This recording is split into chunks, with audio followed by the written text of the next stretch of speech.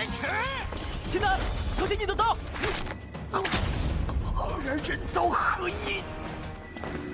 你别过来，大哥，我错了。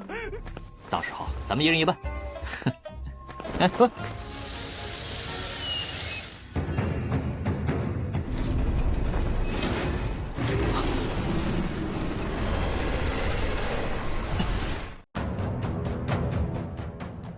，Kembali lagi bersama Bang Jago. Seperti biasa Mimin selalu mendoakan kalian semoga selalu dalam keadaan sehat dan dalam kondisi terbaik. Di video kali ini Mimin akan menceritakan sebuah donghua series dari Martial Fearless. Dan bagi kalian yang mungkin baru gabung, Mimin saranin untuk nonton bagian sebelumnya dulu. Linknya ada di deskripsi. Tak berlama-lama langsung aja kita masuk ke isi ceritanya.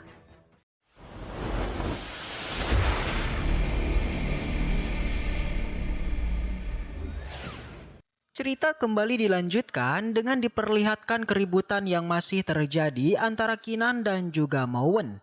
Yang dalam keributan itu Mawen sangat kesal sekali kepada Kinan karena dia yang berlaga sombong. Seakan Kinan merupakan orang yang kuat dan tidak takut kepada dirinya. Lalu Mawen pun maju menyerang Kinan menggunakan dua pedangnya dengan menggunakan teknik 300 pedang. Serangan itu dapat ditahan oleh Kinan yang dimana akibat peraduan dari serangan itu membuat pedangnya Mawen patah. Hal ini juga membuat Xiaoling merasa khawatir kepada Kinan karena serangan Mawen yang sangat kuat. Setelah peraduan dari serangan tersebut, Mawen berniat untuk melakukan penyerangan kembali kepada Kinan menggunakan teknik pedangnya. Tetapi di saat itu tiba-tiba saja Mawen merasa rasa sakit di bagian dadanya yang ternyata Kinan telah berhasil melukai Mawen. Diketahui pada waktu sebelumnya peraduan pedang antara Mawen dan juga Kinan, di sana Kinan menggunakan tangan kosongnya untuk menyerang Mawen, membuat dia pun mengalami luka berdarah yang hal ini tak disangka karena tangan kosongnya Kinan. Mawen pun menyadari bahwasannya Kinan memiliki teknik yang membuat tubuhnya itu bisa setajam pedang. Dan hal ini juga membuat para bawahannya Mawen merasa khawatir kepada bos mereka. Lalu Kinan pun mencoba untuk mendekati Mawen yang hal ini membuat dia pun menjadi panik. Tetapi setelah Kinan berada di hadapannya, Mawen tiba-tiba aja ketakutan dan langsung tunduk kepada Kinan. Dan setelah mereka mendapatkan harta karunnya, mereka pun pergi meninggalkan Mawen. Kinan mencoba untuk melihat harta karun yang telah ia dapatkan, yang di dalam kantong harta karun itu Kinan mendapatkan token naga. Tidak hanya itu, Kinan juga mendapatkan petanya Mawen yang dimana di dalam peta itu Kinan merasa cukup penasaran kenapa adanya tanda sebuah bunga. Xiaoling memberitahu kepada Kinan bahwasannya tanda bunga itu merupakan tanda dari bunga 3 emas, yang merupakan salah satu bunga harta yang dapat meningkatkan kekuatan seseorang.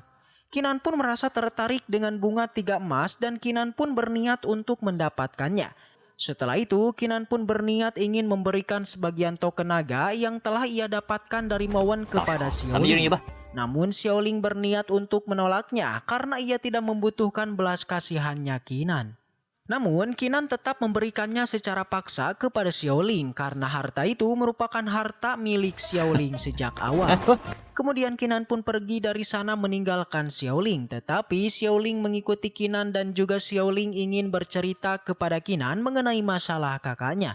Yang dimana Xiaoling memberitahu kepada Kinan bahwasannya kakaknya telah membuat perjanjian bersama Aoyang Jun, yaitu murid utama pada sekte Xuanling. Bisa dibilang juga merupakan putra dari pemimpin sekte Xiaoling mereka.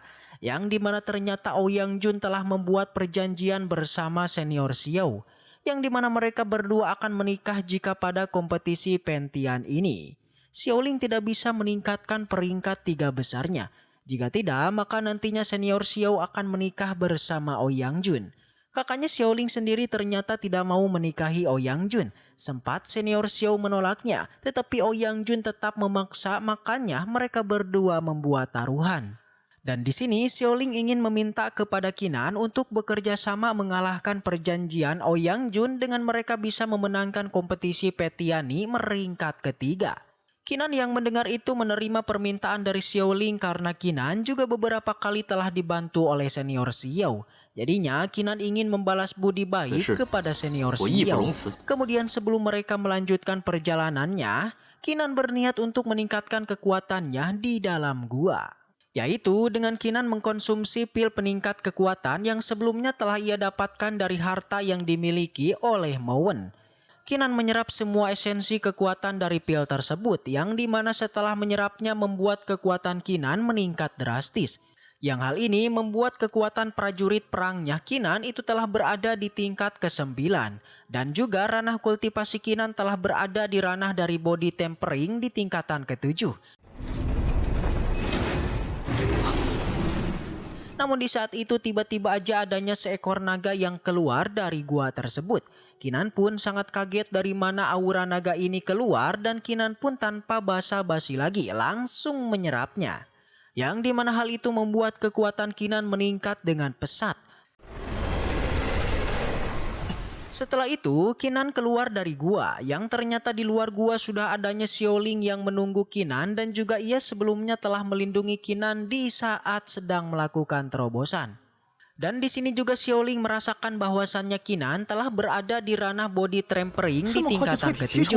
Hal ini membuat Xiaoling sangat kaget karena Kinan yang bisa melakukan penerobosan itu dalam waktu yang sangat berdekatan.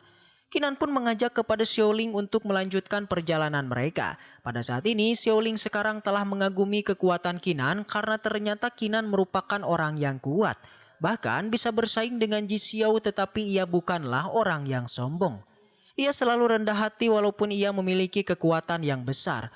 Setelah mereka berdua melanjutkan perjalanan, akhirnya mereka pun tiba di sebuah tempat yang nampaknya menyeramkan.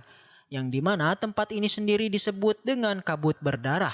Kinan yang mendengar itu baru mendengarnya dan Xiaoling menjelaskan kepada Kinan bahwasannya kabut berdarah ini merupakan salah satu tempat berbahaya di Pulau Petiani. Karena siapapun yang melewati kabut berdarah ini, maka ia akan bisa keracunan dan bahkan bisa kehilangan nyawanya. Diketahui jika seseorang telah berada di ranah dari body tempering tingkat 9, kemungkinan orang itu juga akan terkena efek dari racun ini yang membuat dirinya terluka parah. Kinan yang melihat ini pun menyadari bahwasannya orang-orang ini berniat untuk melewati wilayah kabut berdarah untuk mereka bisa mendapatkan harta dari bunga matahari 3 kelopak. Dan karena situasi sekarang yang berbahaya, Kinan memutuskan untuk mengawasi sementara waktu aja. Sedangkan untuk di tempat perkumpulan dari orang-orang tersebut, tiba-tiba aja adanya seseorang perempuan yang datang ke tempat mereka yang bernama Cuyun. Orang-orang yang berada di sana telah mengenali Cuyun yang merupakan seorang murid jenius. Kedatangan dari Cuyun membuat orang-orang yang berada di sana merasa khawatir. Tetapi di saat itu tak disangka Cuyun telah menyadari keberadaan Kinan dan juga Xiaoling. Cuyun pun menyuruh kepada Kinan dan juga Xiaoling untuk segera keluar. Karena sudah ketahuan Kinan dan Cuyun pun keluar dari sana, yang kedatangan mereka berdua membuat perhatian karena Kinan yang masih memiliki masalah dengan Ji Xiao. Kedatangan dari mereka berdua membuat orang-orang yang berada di sana berniat untuk menangkap Kinan dan memberikannya kepada Ji Xiao agar mereka mendapatkan hadiah. Tetapi di saat itu Xiaoling melindungi Kinan dan dengan mengatakan jika mereka berdua berniat untuk menangkap Kinan, maka harus berhadapan dengan dirinya dulu. Orang-orang yang berada di sana pun jadi ketakutan karena mereka sudah tahu bahwasannya Xiaoling merupakan adiknya dari senior Xiao. Yang artinya jika mereka membuat masalah kepada Xiaoling, kemungkinan mereka juga akan mendapatkan masalah. Jadinya mereka pun memutuskan untuk tidak mengganggu Kinan. Sedangkan untuk Cuyun tak disangka Cuyun tidak memiliki rasa benci kepada Kinan. Bahkan ia justru memberikan pujiannya karena Kinan telah menerobos ke ranah body tempering di tingkatan 7. Kinan pun berterima kasih atas pujian tersebut. Selain itu, di sana juga Cuyun memberitahu kepada Kinan bahwasannya ia merupakan teman dari senior Gongyan. Dan dia telah menyuruh kepada dirinya untuk membantu Kinan pada kompetisi kali ini. Kinan pun berterima kasih karena hal tersebut. Namun di saat itu tiba-tiba saja adanya seseorang yang sedang menguping pembicaraan mereka. Yang dimana orang ini mengeluarkan aura kegelapan dan juga sangat misterius.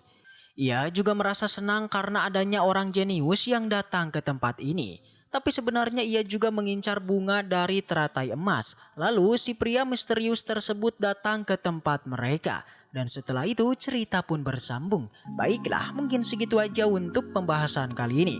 Semoga kita selalu diberikan kesehatan untuk mengawal donghua ini. Dan sampai jumpa di video selanjutnya.